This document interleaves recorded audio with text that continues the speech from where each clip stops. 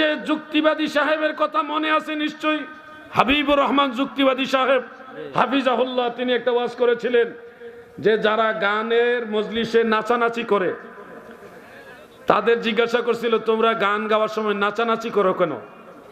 তারা বলছে কোরআনের দলিলের আলোকে আমরা নাচানাচি করি। কোরআনই আছে নাচানাচির কথা। কি দলিল কোরআনে আছে? আমরা হুজুররা জানি না, তোমরা কোত্থেকে জানলা?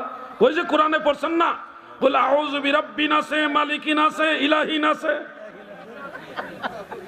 দলিল কোত্থেকে নিয়ে এসে তারা চিন্তা করছেন?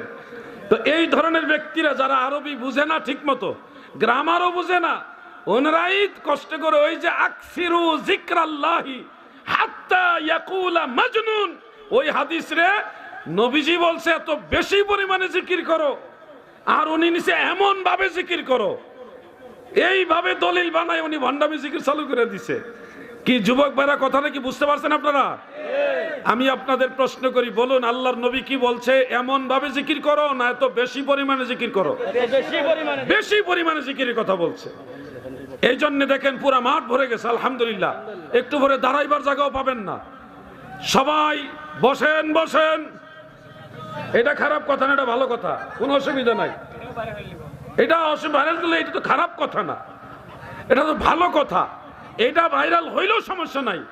আমাদের কোন সুন্নি আলেমের জবান থেকে এই ধরনের ভালো কথা ভাইরাল হোক, অসুবিধা নাই, কিন্তু ওই কুতানি কাতানি যেন না হয়।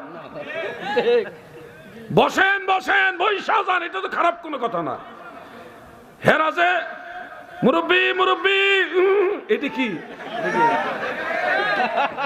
এটি কি?